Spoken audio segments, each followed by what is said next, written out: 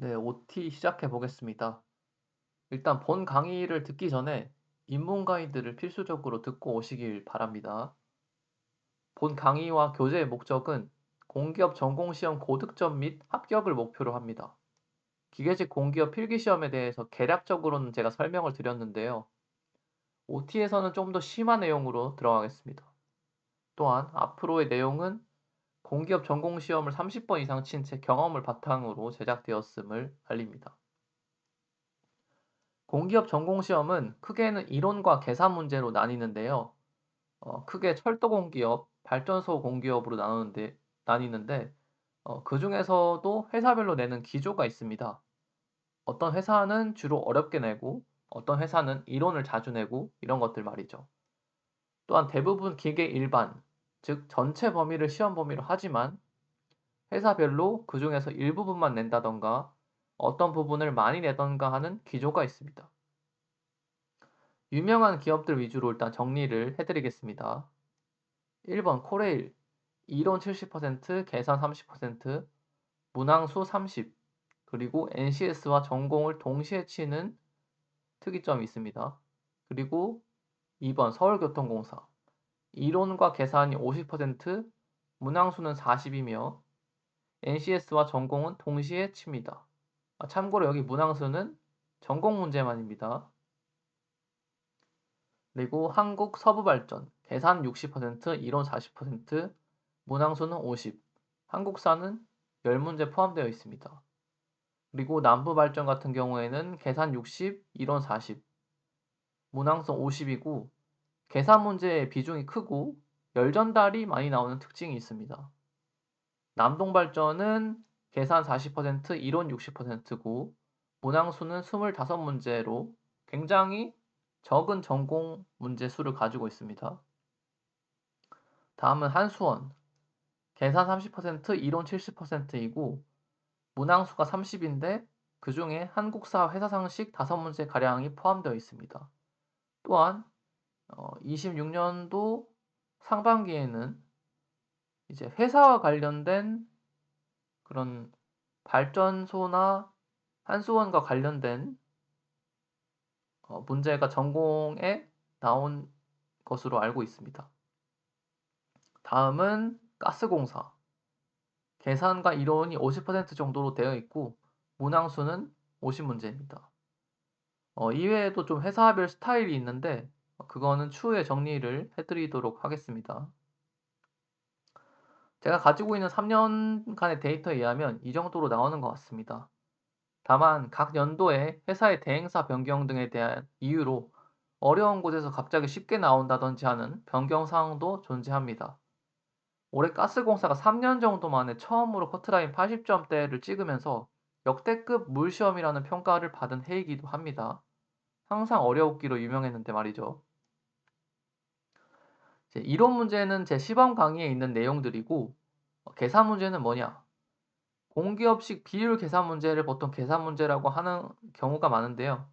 서부발전, 남부, 가스공사 등에서는 관연도 일반기계기사 기출문제 중 난이도 있는 문제를 숫자만 바꿔서 그대로 가지고 오는 경우가 많습니다. 참고로 여기서 말하는 계산은 거의 삼역학, 제로 열 유체를 뜻하고 동역학이나 진동학 문제도 그대로 가져오기도 하나 비율이 적기 때문에 일단은 패스하겠습니다. 여기서 일반기계기사 기출문제에 대한 이해가 필요합니다. 크게 4가지로 분류가 가능한데요.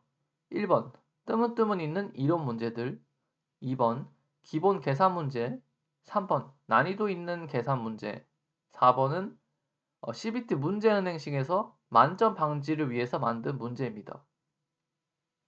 우리가 필요한 것은 4번을 제외한 1에서 3번입니다.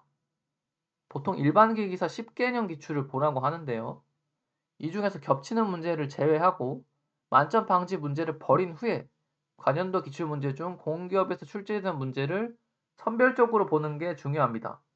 그런데 이 과정이 독학으로는 쉽지 않습니다. 이유는 일단 4번을 구분할 줄을 모르고 겹치는 문제도 많고 어떻게 10개년 기출을 풀어도 시험 직전에 가면 다 휘발됩니다. 이것은 제 경험담이기도 합니다. 그럼 어떻게 해야 되는가? 겹치지 않게 탐역학 중 난이도 있는 문제를 모아서 풀어보고 시험 직전에 리마인드하면서 쭉 다시 본다. 이렇게 해야지 숫자만 바뀐 고난이도 기사 기출문제를 빠르게 풀어낼 수 있습니다. 여러분들이 혼자 하면 이 부분이 걸림돌이 될 텐데요. 제가 거의 10개년 기출을 분석해서 문제만 모아서 따로 시험 직전용 해설을 만들고 있으니 시간이 훨씬 단축될 겁니다.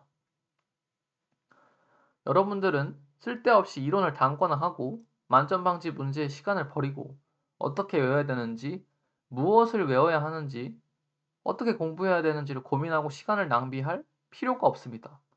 제가 모든 고민을 대신 했고 최적화시킨 교재와 강의를 제공하니 그저 저를 믿고 하라는 대로 하시면 됩니다. 이 정도는 하실 수 있겠죠? 네, 강의 커리큘럼과 공부 방법 소개입니다. 1번. 이론 강의를 순차적으로 듣고 암기한다. 2번. 삼역학 기본 계산 문제를 푼다. 여기서 한번 간단히 생각해 보시고 답지를 보면서 최대한 빠르게 이런 거 나오고 이렇게 푸는 거구나 아시면 됩니다. 3번으로는 연도별 일반 기획에서 삼역학 문제풀이 강의를 들으면서 암기합니다. 이게 문제풀이 강의이긴 하지만 답을 도출해내지는 않습니다. 목적은 최대한 시험 직전에 푸는 아이디어를 제공하고 암기할 수 있게 하는 것이 목적입니다. 4번. 나머지 암기 과목은 그냥 이론 강의를 듣는 동시에 싸그리 외우시면 됩니다. 이제 기계 설계와 동력학도 계산 문제랑 풀이 강의가 있으면 좋긴 한데 이는 여건상 생략하겠습니다. 정말 나중에 시간이 많이 생긴다면 찍어볼 수도 있습니다. 그래서 시험 전날 보통 이틀이 가장 중요하다고 생각하는데요. 이 이틀 동안 1번 이론 문제집과 공식들을 시간 잡고 쭉 보면서 제가 외우라고 했던 거를 생각하면서 보시고 두 번째로는 일반기 기사 역학 기출 풀이를 보면서 풀이 방법을 암기하고 이제 그 그림과 같이 외우시면 좋습니다. 시험 직전에 와서 굳이 모의고사를 푼다던가 이런 거는 필요 없고 공식과 이론 암기가 제일 중요합니다. 전공시험은 암기가 9할이다. 모르면 못 푼다. 그리고 90%의 문제는 공식 암기로 다 풀 수 있습니다. 이제 제가 강의 찍는 순서는 이렇게 될 것 같습니다. 그래서 역학, 재료, 설계, 공작법 한 후에 유압기기로 조금 쉬어가면서 진동과 동역학을 하고 마지막으로 기계제도 순으로 찍을 거고 거의 중요도 순으로 만들어 놨습니다. 다만 시험 일정에 따라서 본인이 원하는 게 있다면 그거 먼저 봐도 상관은 없습니다. 마지막으로 공기업 기계직에서 오답을 구성하는 방법에 대한 얘기를 하고 OT를 마치도록 할 건데요. 자, 1번.